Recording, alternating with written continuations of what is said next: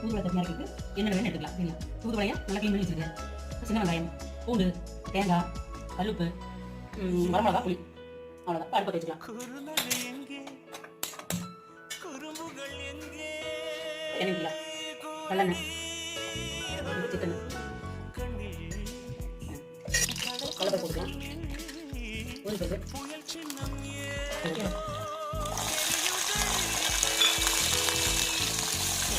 மிளகாயை நல்லா வாங்க வச்சுக்கலாம். இப்போ வரமிளகாய் சேர்த்துக்கலாம். அது மிளகா வாங்க போதும். இப்போ தூதுவளையை தூள் வச்சு போட்டுக்கலாம்.